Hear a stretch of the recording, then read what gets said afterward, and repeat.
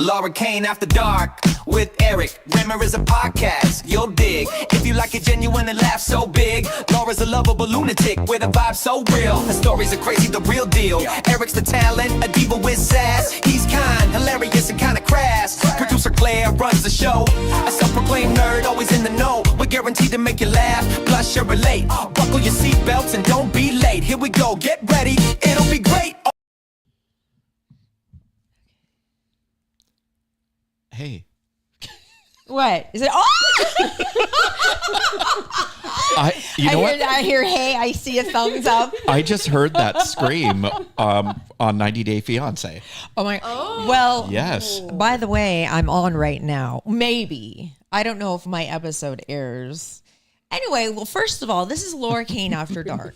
Hello, I'm Laura Cain. You are? Yes. Eric Rimmer, my co-host, Hi. longtime co-host of 6 years plus. Claire, producer Claire behind the mic. Hello. Hi, Claire. Hi, Claire.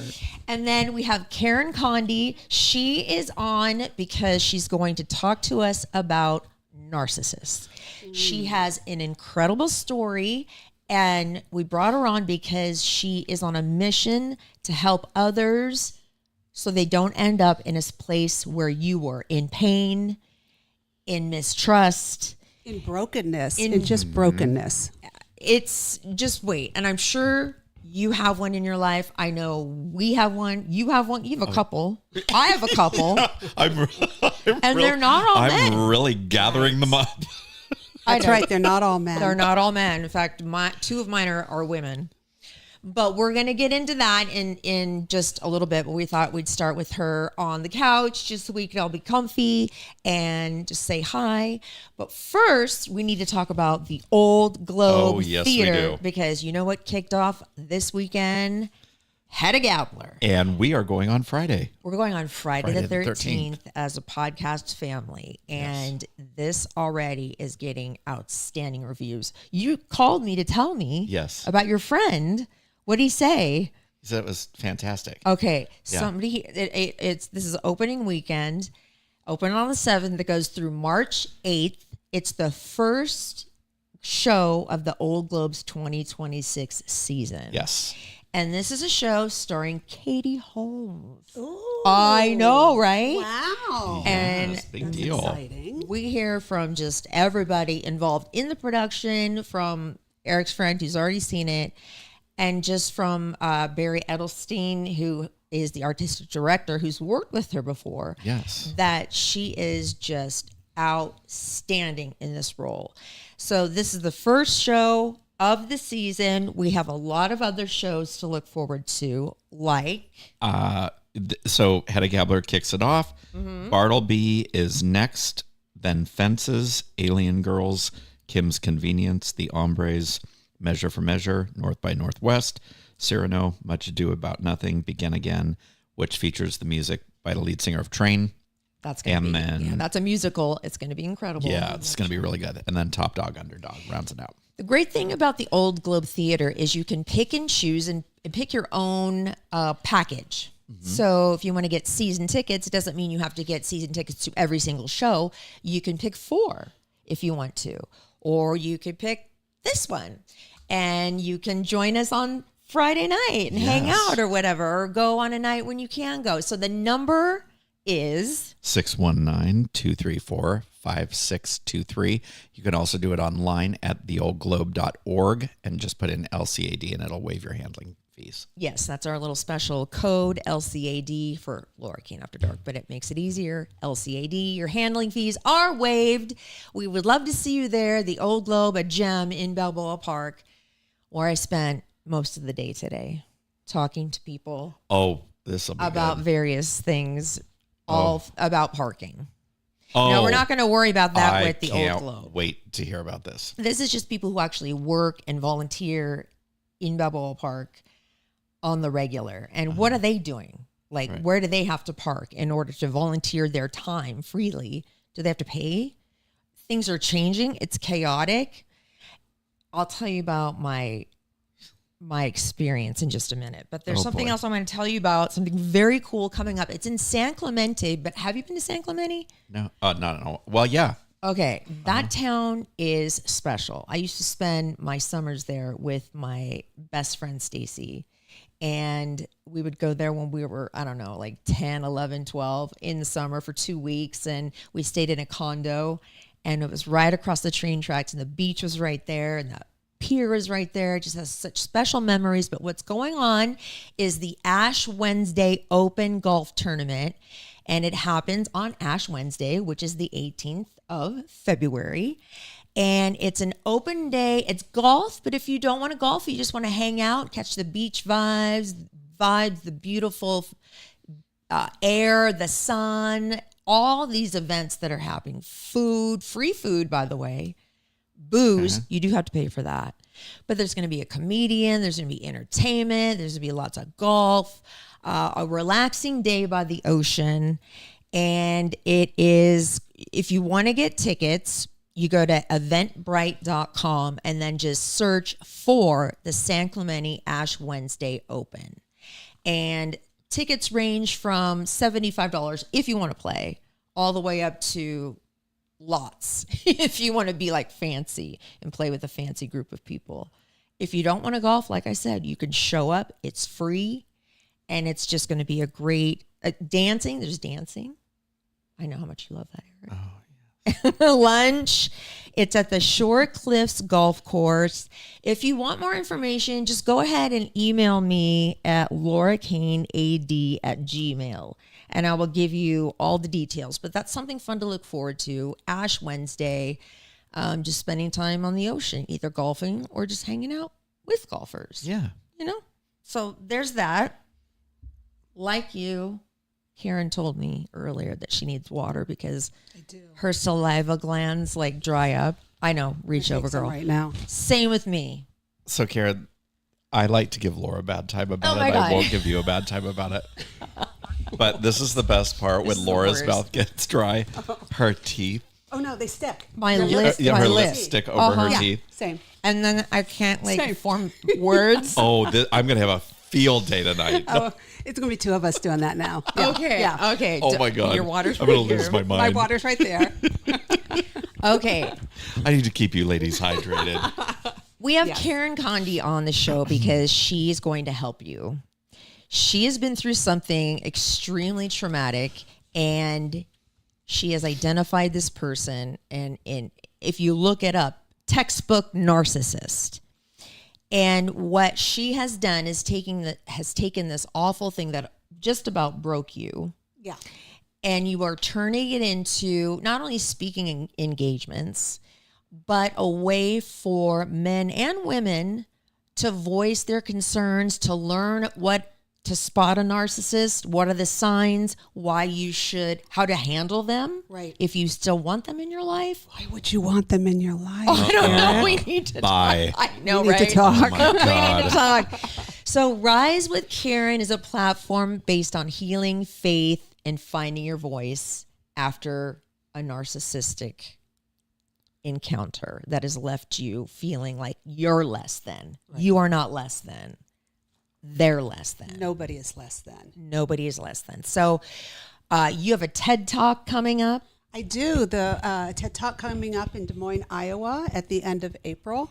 And we're going to talk about narcissism and what to look for and how to avoid them, but the characteristics and how to get out and how to get self-love back, how to start valuing yourself again. Okay. Because you are devalued, you are silenced, you are made to feel like you are worthless in these relationships, whether they're in a marriage, intimate relationship, or even in the workplace, or as we kind of talked about, friends. Yep. Friends. I've had to remove some friends out of my life, girlfriends that were toxic, that were narcissists. I never thought of them being narcissists. I always thought about them just being toxic. Right. But looking back, why don't you define what is a narcissist?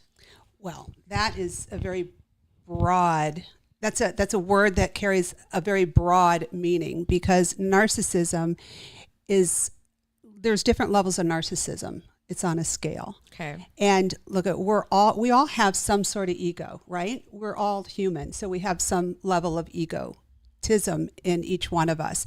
But as you go up that scale, it goes to narcissism, covert, malignant, sociopathic, psychopathic. So when you go up that range is when it gets very dangerous and when it is very dangerous.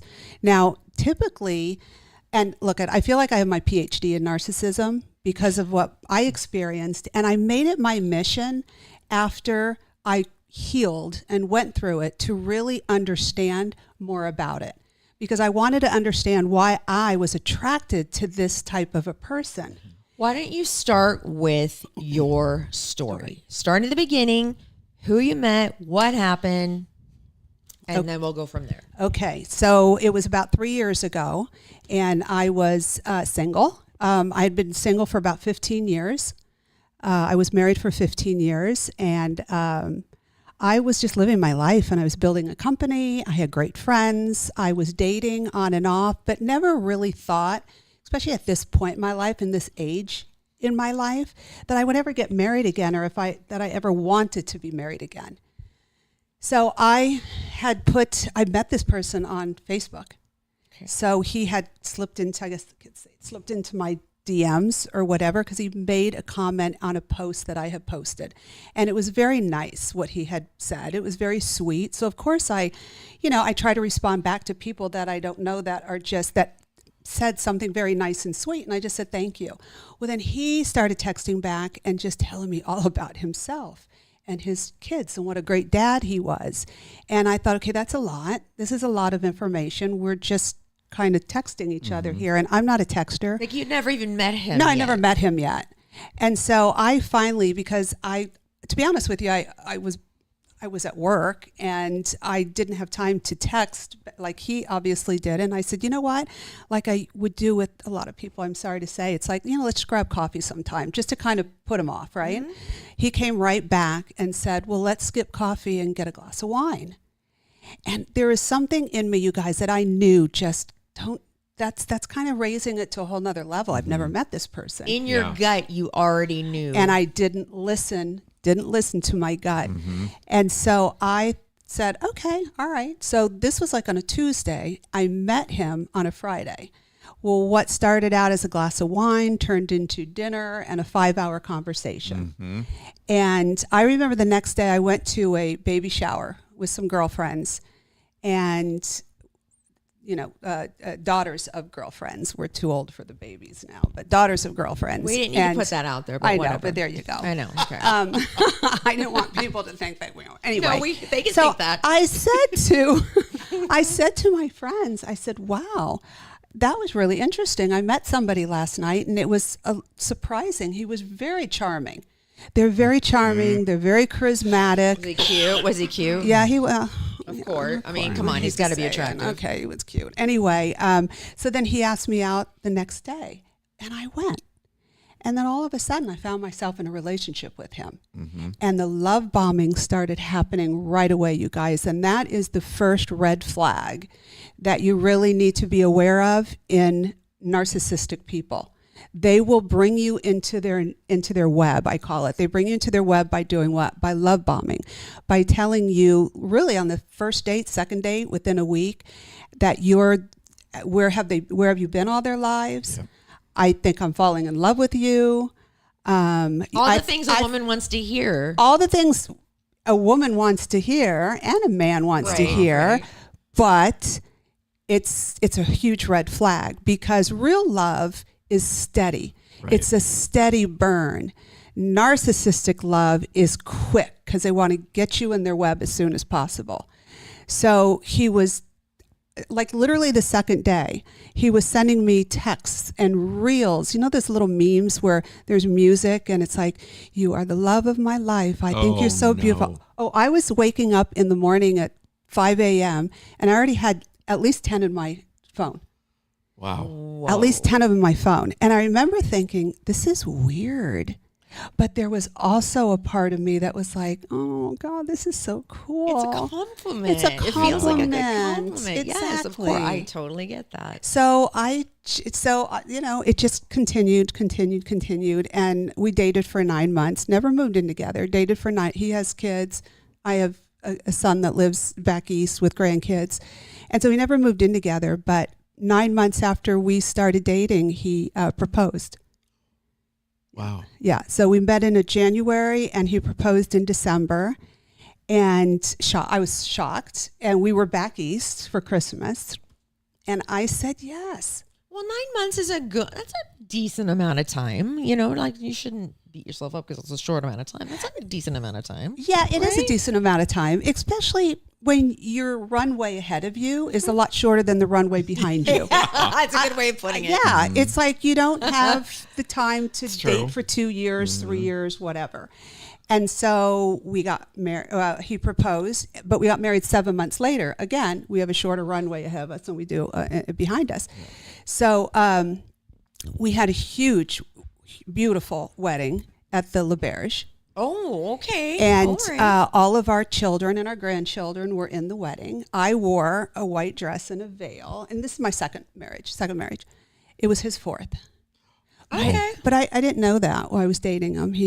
They're pathological liars is another characteristic. Yeah. You did not know this going into the day before the wedding. No, I knew it going into the wedding, but I didn't know it for the majority of our dating. And then when he said, and I'm like, and then he explained himself. They're very good at explaining themselves. They're very good at telling you things that make sense, but are lies. Yeah. So anyway, so we the night before the wedding, we were at rehearsal dinner, and it wasn't a good experience for me at all. Why? Just what happened there. He kind of turned our rehearsal dinner into, I guess, a bachelor party with the buds in the back and his nephews and, you know, the guys. Kind of isolating himself from everybody else. Yeah, and then I went to go sit with him to have our dinner, and there was no room for me, and he didn't make room. And so I wasn't happy, but I didn't say anything. We had 25 people at a rehearsal dinner. So then I just, I sat down next to my family. But that night we were staying at the L'Auberge, and I wanted to talk about it. He went right to sleep. And that's another thing, another characteristic. They dismiss you, and they silence you, and they actually act that like nothing happened, like everything was fine. So then you're going, am I overreacting? Am I being, just whatever? So the next morning we woke up. I had to go down into the glam room to start getting ready at like 9 a.m. And we woke up, and I said, can we talk about what happened last night? And he said, sure. Well, that's when his mask fell off. So his mask fell off the morning of my wedding. Oh. What happened? So I said, can we talk about what happened? And he said, sure. And I said, I was very disappointed that you didn't have my back at rehearsal dinner. You didn't make way for me to sit next to you at rehearsal dinner, and that we weren't a couple. We weren't, rehearsal dinner, you kind of sit together. And I got up by myself and thanked everybody for being there, because he was on the whole other side of the room talking with his buds. And the minute I said I was disappointed in how you did not have my back last night, he literally turned into a different person.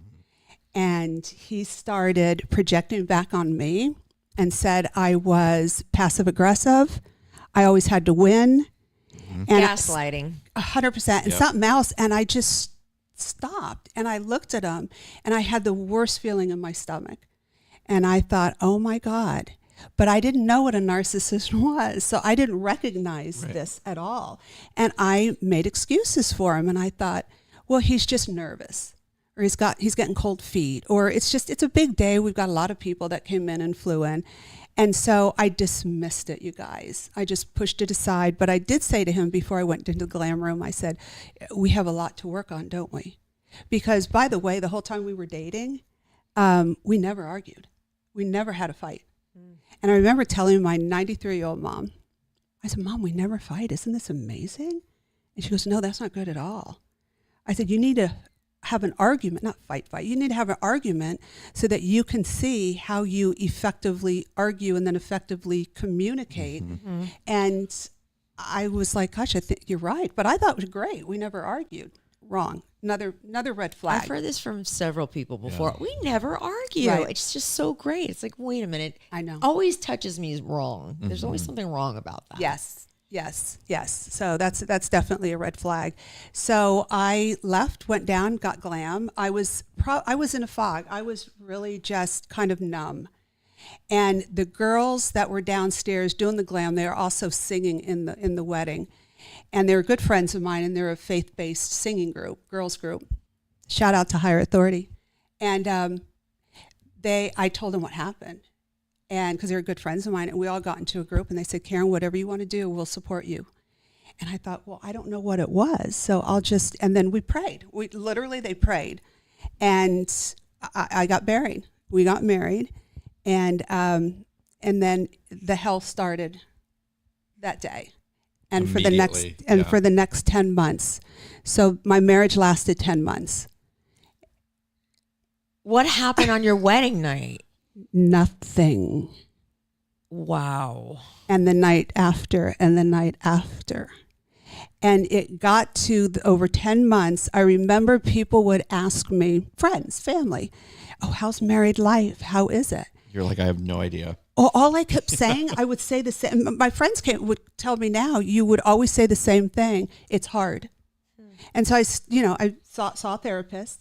And he goes, well, your first year is always the hardest. And I'd been married before, and I don't remember it being that hard, but it's always the hardest. So I said, okay, then it's hard the first year, and, you're getting to know each other. And he moved in with me to my house. Can I ask you something real quick? Yes.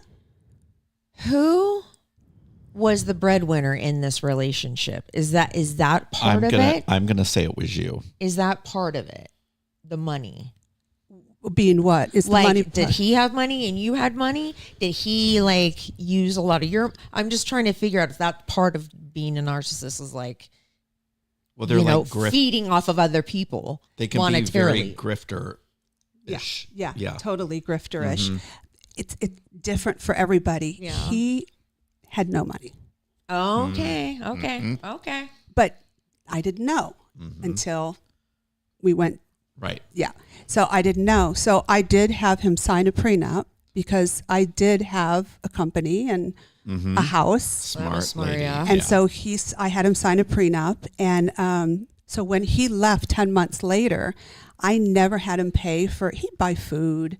He'd buy food and he would cook, but I never had him pay anything in the household because there was something in the back of my mind when I got that prenup that,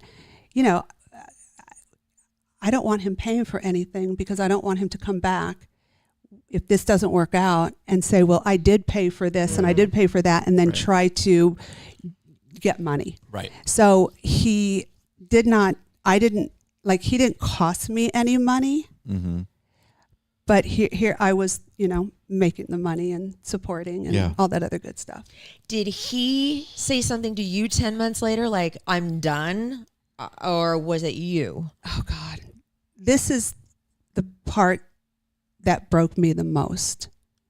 So narcissists will do different things. You asked about the money. If narcissists have money and they're married to somebody and you've raised a family, and that's a horrible situation where you got married, you raised you have kids, you have assets together, and then when the woman tries to leave, the man will or the woman, or opposite, they will try to bankrupt them because they do have this really money. They're very much into money. But when you don't have money, you can't be into money if you don't have money. And he never tried to take money from me, but he had a beautiful home to live in. We had traveled nice places. Yeah. So we'll get to the part where it ended. And this is the part that broke me. And this is the part that I ended up seeing 3 different therapists. You always want to see a therapist that knows all about narcissists. Because a lot of therapists don't know how to help somebody who's been in a narcissistic relationship. Correct. So I found one in Del Mar, a great psychologist, and then I had a healer in New York, and then I had my therapist here. So I really had a lot of work to do on myself. So what happened was in April was my birthday, and they do ruin holidays. Oh, yes. They ruin birthdays, holidays, because the focus isn't on them. Ooh. And so they will just make you feel like you are so insignificant and nothing is special about you. So it was my birthday, and it wasn't I don't make a big deal about my birthdays, but when you're married, and I had a husband now that I hadn't had in 15 years, and you want to spend your birthdays together. You want to be celebrated by your husband. And that day was a horrible day. I ended up just driving around sobbing hysterically. He went and did his own thing. He just kind of ignored me. They ignore you. They silence you. They don't talk. They don't it's like you don't exist. And he had made reservations at a very nice restaurant, and he had told me that a couple of days before. And this is how broken I was at that point, because I'm driving around sobbing. I mean, sobbing and screaming and crying, and I knew something was terribly wrong. But I remember texting him and saying, are we still going to dinner? Because if you don't want to go, that's okay. This is how broken I was. And I mean, I had to tell you, I'm pretty strong. I've always been very independent. I'm a strong woman. But he broke me to where I was like, if you don't want to take me to dinner, it's okay. It's all right. And just sobbing. And he texts back and he goes, no, we'll still go. So I got home. He got home. Hadn't seen him all day. Got ready. And by this point, I was constantly nauseous. So physically, I was ill too, living with a narcissist. Sure.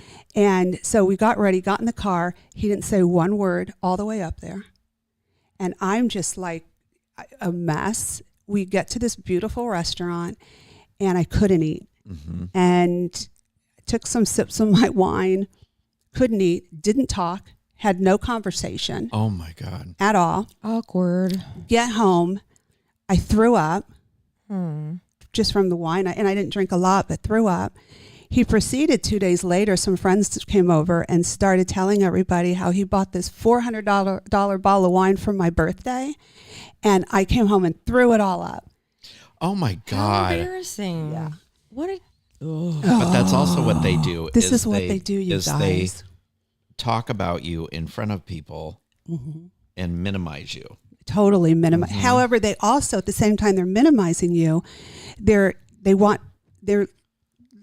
this facade that they have because they don't want anybody to know that they are narcissistic or that they do treat you mean. They do not want to be discovered. They do not want to be discovered. So they will also go, oh, isn't my wife this, or she's so this, or I'm so proud of her. Yeah. And you just sit there and you know that's all lies because nobody knows what goes on behind closed doors. Right. But in front of other people, they need to keep up that image because to narcissists, their image is everything. They lose that, and then they lose their power. They lose their control. So we got home that night. I threw up. We had friends over a couple days later. He said that story. The next day, I woke up, and I don't know where he went. And I was sitting in the chair in the living room, and he walked in, and I was sobbing. I said, I can't live like this anymore. And this was 8 months into our marriage. I said, I can't live like this anymore. And of course, immediately he said, I can't either. And I said, this is how I feel. And he immediately said, with just attacking, I resent your feelings. And I said, how can you resent my feelings? They're my feelings. Remember, these guys, there's no empathy. No. There's nothing. It's scary. Do they know they're a narcissistic person? If not, how do they become one? And how, you can't say, I'm John, I'm a narcissist. He probably just thinks he's a regular person. Yeah, that's for a therapist to answer. Oh, okay. I can't answer that, but because of all, even though I said I feel like I have a PhD, I don't really. Yeah. But I do know this because I've heard it from my therapist and I've done a ton of reading. Yeah. The majority of this, a large percentage of narcissists, it's due to childhood trauma. And they didn't get past the trauma. Correct. And they stayed stuck. And so now they're like young boys or young girls in adult bodies. So they throw temper tantrums. It's all about them. I mean, most of it has to do with childhood trauma. That they just haven't gotten through. I know his narcissism. Oh my God, this is every single thing she has said is this person. Yes. Now, Okay. So, And did you ever, I'm going to ask you this because I went through the same thing.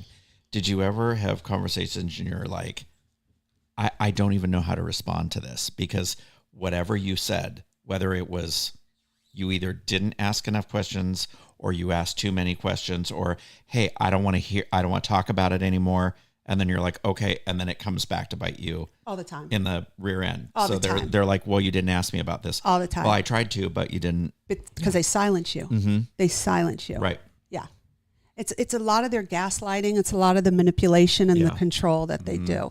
It's so consequently, he said he couldn't live like that either. And then he left for the day.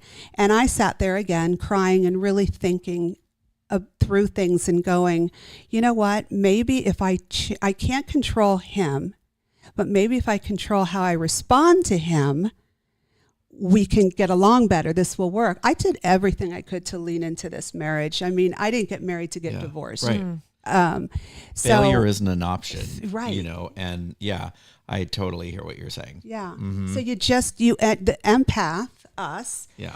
try to do everything we can to make things work. So he came home later that day and I said to him, I said, I really want to try and make this work. And I said, and just what I just said now, I said, I can't control how you react to things and how you are, Right. but I can control how I respond to you. And I said, if you're willing to work with that, let's keep moving forward. And of course he said, yes, of course.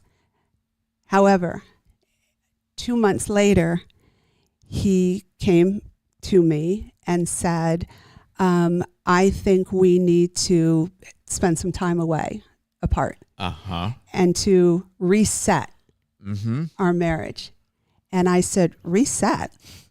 And I don't understand what that means. And he said, he goes, he rented an apartment and signed a 12-year lease. 12 months. I'm sorry. Well, 12 years, my God. So let me guess. 12 months. Could have been 12 years. I'm not Miss Cleo, but let me take a guess. He already had another source.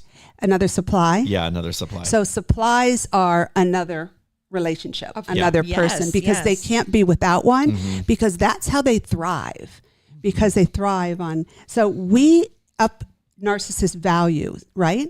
So we up their value, and without us, they lose their value. So they always have to go to another supply. Yeah.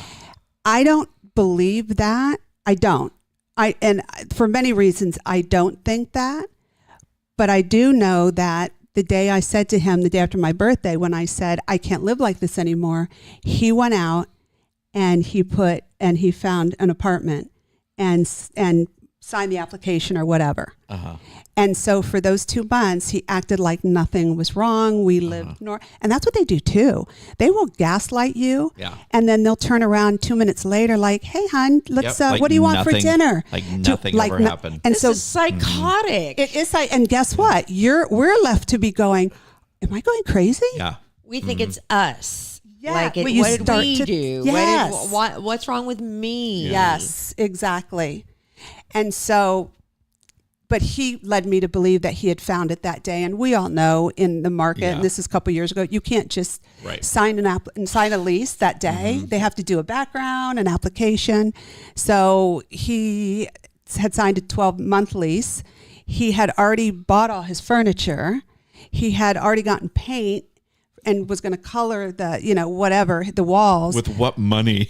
But, he got money while he was living with me. He actually made money living with me. And not from me either. No, because she paid all the house bills. Yeah. Oh, yeah. And I won't go into how he made the money, because that's another, that's his business. But, so he came to me and he said, "I'm leaving." And I said, "When?"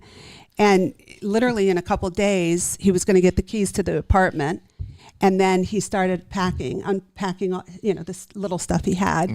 And then the movers were coming on a Friday. And he was coming home every day at the end of the moving and painting and getting the key and coming back and going, "Hey, hon, you want to watch our show and I'll cook dinner and I'll build a fire?" Like nothing. It was psychotic. And I would go into my closet and I would break down and I'm crying and because you're messed up. You're literally so confused and so messed up. And then I would pull myself together and come back out and sit down, and we'd be having dinner. And it was just, you guys, it was so bizarre. And all my friends and my family were going, kick him out. Yeah. Why are you letting him come back? Because he wanted to wait until his furniture got into his apartment. Of course he did. Before he left, so he had furniture and a bed to sleep in, and that was going to take 4 days. Mm-hmm. But I kept saying, I can't. That's my husband. Right. I can't just kick him out. Now, okay, wait. Yes. Somebody listening or watching right now is like, oh my God, this is Tom. I'm with this person. I'm with one of these people. Yeah.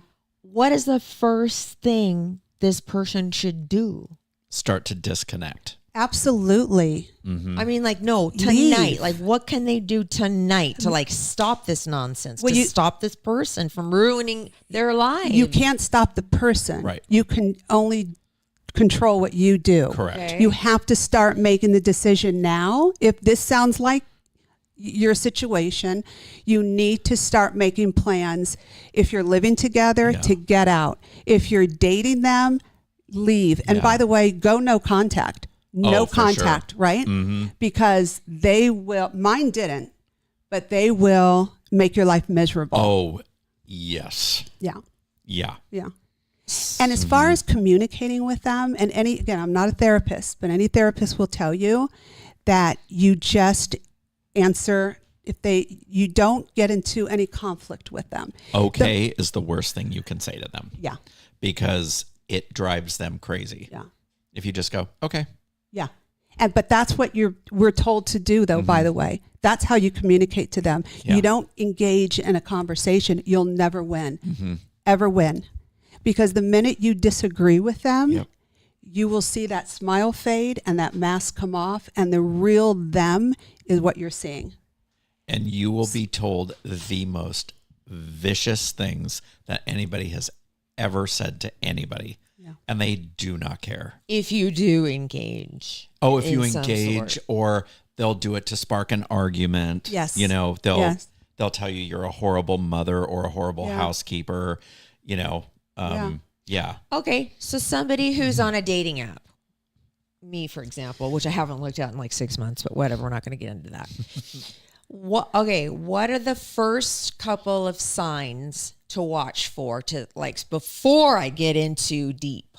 So I always, because I do coach and mentor young people and also people my age, because even though there's a lot of similarities, there's a lot of differences. Because when you're older, you don't want to spend the rest of your life alone. You want a partner. So what is it? You get desperate and you'll like settle for anyone. And when you do that, you get into trouble. I always tell young people and older people, you can't tell off of a dating site at all. What you have to do is you ask them, you talk to them, engage, ask them questions, not on text. Have a phone conversation or meet them for coffee, not a glass of wine, meet them for coffee. And I always say you silo your questions. The first set of questions should be, tell me about where you were born. Tell me about your parents. Tell me about your siblings. What's your relationship with your parents? That's a big one, huh? Yeah. Like, It's a 'cause if they big one say- because that's where the childhood trauma, that's where it all comes from. So you need to make sure when they say, I hated my mom, or I had, I was abused, or I was abandoned, you know what? Run. Yep. Even though like your heart wants to say, oh, I want to comfort you Yeah. because it of that. will never. That's No. the Ever, empath ever work. in you. Yeah. That's the empath in us. We want to help people. Yeah. We want to fix them. You can't fix them. No. So you got to be careful on the dating apps, because you're not going to know until you actually have that conversation. But ask that set of questions first. I don't care what you do for a living. I don't care what car you drive, how much money you make. I want to know about your childhood. I want to know about your faith. I want to know if their values align with mine. I want to know about that. All the rest of the stuff comes in silo number 2 and then silo number 3. Right. And then love bombing is another one I've heard is a big red flag, right off the bat for many reasons. Right off the bat. Right Love off. bombing, because I always say they get you in their web through web love bombing. Once they get you in the web, they use you, they abuse you, they destroy you, and then they leave you. Mm-hmm. And they leave you broken. And whether it's 10 months like mine, 30 years like a lot of people, 15 years, whatever that looks like, it's very, very damaging. It's so damaging. And sometimes on the receiving end, you just get to the point, especially if there's nothing tying you in. You don't have a pet together or kids or real estate or bank accounts or anything. Right. You just completely lose interest. And that's how I was. I wasn't married to this person or anything. And I was just like, I'm just done. Right. You disengage. Yeah. I just completely disengaged, and it was the best thing I ever did. Yes. It wasn't easy. It was not easy. No. And you went through a lot of pain. It was a nightmare. And it was mainly things that were said, you know. After you left? Oh, yeah. Oh, they smear you. Yeah. They smear. It's a smear campaign. It's part of their whole, it's part of the disorder. It's part of their journey. Yeah. And you have to, but you can't listen to it. You can't ruminate. Right. And you can't listen to it. And the sad thing is that people probably thought he was such a great guy on the outside. Right? Yeah. Yeah. Yeah. Mm-hmm. And so nobody is going to believe that he is the one projecting all that stuff on you when it's really them. Until they see the text messages. And then they're like, holy smokes. Okay. Yeah. Okay. Another thing that you kind of touched on, and I don't know if you ever felt this, but our guts don't lie. Right. I felt it. But just like you did. we just ignore it. Yeah. Ignore it. Because we're having fun and we think that they love us, and it feels great to be loved. Yeah. We know, and you brought up a great point, Karen, because in the initial, like honeymoon stage where you're getting to know somebody, you're not sure what kind of questions to ask. And I did not ask those questions. Like, we talked about our families and stuff, and I was very blessed that I had a fantastic relationship with my parents. And so I was very, very lucky. And we touched on it, but then it was I'm mad at you because you didn't ask me enough questions. And I'm like, okay. So then you start to ask, and that's what we were talking about earlier. And then it was like, well, I don't want to talk about it now. Right. And it's like, oh crap. Oh, okay. Right. And then you're walking on eggshells around them all the time. You're walking on eggshells and oh my gosh, and then you get to the point where you don't even engage with them because you are afraid of, for sure, of the ramifications of just having a normal conversation, of just being in a normal relationship. Yeah. But there's nothing normal about being in any relationship with a narcissist. No. And you never, ever know what's going to set them off. Right. It could be. Right. Wow. Okay. Talk about your R.I.S.E with Karen. Yes. So how can people attend? How can people see you speak? Like, talk about that. Right. So after I got out, after he left, right, and I was broke, and you're not thinking properly. Your whole body is in this chaotic state, right? You're shaking. You can't even think, and it's like the earth underneath you is not steady at all. So I had to, I started talking to therapists. I even went away for a month because he lived in my house. I didn't want to be in my house. I love my house. I've been there forever. I raised my kid there, and I just wanted to sell it. I didn't even want to live there. It was tainted now, So I left. I left by myself for a month to Italy, and I rented a villa out there to heal, because to be the Tuscan Valley is just so calm and serene, and I thought that would really help in the healing. And it did a couple things. It was I've never traveled abroad by myself, and it was, let me tell you, for all of you who want to do that, it's scary, but it's empowering. It is so empowering. So I flew there. I stayed there for a month. No TV, because it was all in Italian. I don't speak Italian. So you're there just with your thoughts. And I walked 5 and 6 hours just because I got lost, not because I wanted to, and just trying to just let your body calm down. Yeah. And when I got home, I saged the house. I sprinkled holy water. I changed up a few things. So I started to get back into my groove. But it took a long time for the healing to really, and then I went into therapy. And I'm a true believer in turning in adversity being your currency. And what I mean about that is turning pain into your purpose. Mm-hmm. What was meant to break you will empower you. Right. Big time. And that's why I've always been, one of my love languages is service to others. So I've had other adversities in my life that I have talked about, and not relating to this at all. But once I get through them and I heal, I always want to give back and share my experiences with others, so that they can either learn from what I did and not to do it, or they can be inspired, knowing that whatever you go through, that you're going to be okay. Mm-hmm. But you have to go through the grieving process, whatever the adversity is. In this the case, only way out is through. Mm-hmm. And because it's definitely a form of abuse. I'm sorry to interrupt. No, that's okay. It absolutely is. But you have to go through it without numbing yourself, or you're going to delay your healing. So I purposely didn't want, people were saying, have a glass of wine, take a hot bath. Mm-hmm. Oh my God, that's the last thing I could do. I couldn't sit still. My body was like just every cell was just active.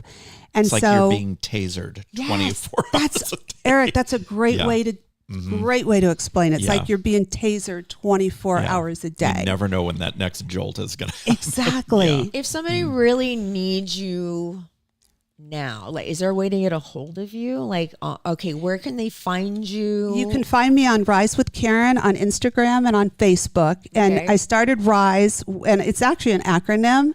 And I always have to, because I've had different acronym names for it, to be honest with you, because I've had so many people say, oh no, this is what it should be, this is what it should be. But at the end of the day, R.I.S.E is for, R is for resurrection. You're resurrected from ashes, right? So I was resurrected from ashes because you're broken.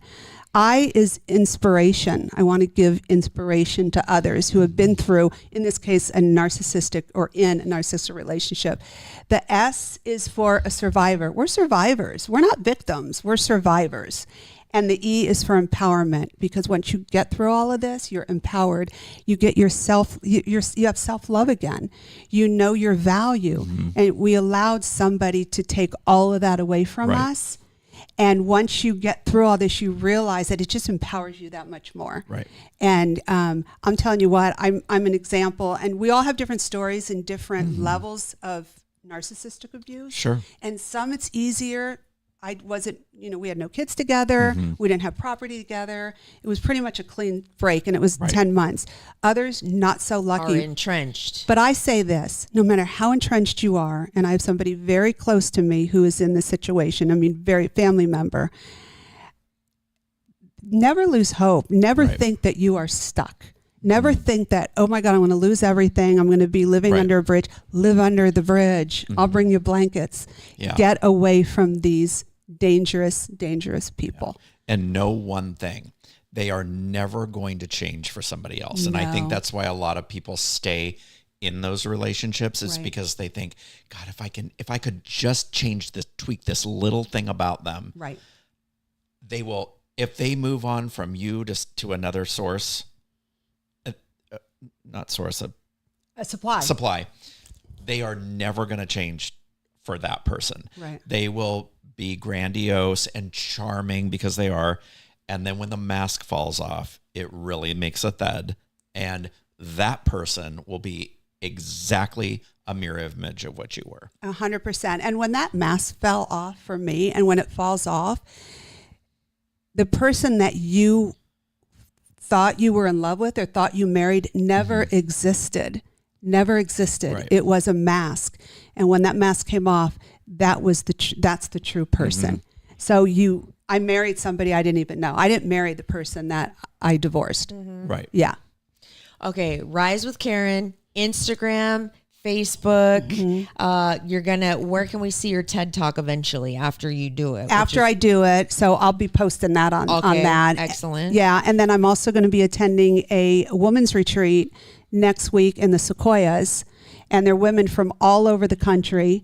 And it's women go to that if they want to. well, Or is it's it- limited, so Oh, it's okay. closed now. It's closed now. It's closed but you're gonna now. probably do that again, I would think. She will do it again. Oh, okay. So she will do it. She does it every single year. I'm going to go, and I'm excited to go. I'm going to learn from all these women. We're going to inspire each other. We all have different stories, and it's just not on narcissism, right? It's on our relationships. It's on finances. It's on our marriages. It's on our businesses. So I am confident that I'm going to come back with some even more great inspiration that I'll be able to share too, and it will be posted too on my Instagram, all the different pictures and some of the sessions and stuff like that. Excellent. Yeah. Okay. Well, you know what? I think we do need to end this program. We have Eric. You have your double D. We'll do that for Thursday. I do, yes. And Karen, I can't thank you enough for being on with us. Thank you. I knew there are people watching and listening that are in this situation, and I knew by having you on, you're going to give somebody hope. You're going to help, if it's just one person, get out of this situation. And again, your gut never lies. Your gut never lies. You're just listen to your gut. Don't be scared to listen to your gut because it's talking to you. Don't And make it's not- excuses about your gut It's either. not a sign of weakness. And No. I don't know if you've experienced this, but it's always been around. Maybe not as in the forefront as it is now. Right. But I think a lot of it also has to do with not only the way that you were brought up, but now people are so much more antisocial. Like kids don't go outside. Everybody's attached to a device and it's so much easier to just be mean. Yes. And then love is so much stronger than hate. Yes. And so I think when you're seeing these Gen Zers and the millennials and stuff come up, there's definitely been a rise in it because it's so easy to just be hurtful and nasty. And, you see these kids that get awards. For what? What did you do? Yeah. Oh, well, we have to make everything equal. Right. Everybody gets an award. A participation award. You're Right. everybody's now we're special. So don't get me on We're my kinda soapbox. getting off topic. You and I could be here all We're like night. totally Yeah. condemning an We're going to entire continue it later on. Oh my God. I don't think don't condemn 2 generations, please. Well, I know. Gen X also has their share of narcissism. Of course, yes. I mean, big time. Yeah. So anyway, thank you so much. At the end of Thank our you. program, Thank we you, do at the end of our guys. show, we do a little goodbye phrase, and I'll do it first. Then if you would do it, and then Eric does that. We close out. We say goodbye. Okay. Thank you so much for being on, and I know you've helped somebody tonight. So thank you. But thank you guys for having me. And I hope if I've just inspired one person to kind of think about your relationship, if you feel some of these characteristics, if you feel your gut and something's not right, don't overthink it. Don't second guess it. Just leave. Mm-hmm. And with that, love your podcast. Love your podcast. Love your podcast. Love you, my sweet babies. Bye, everybody. Bye. Thanks so much for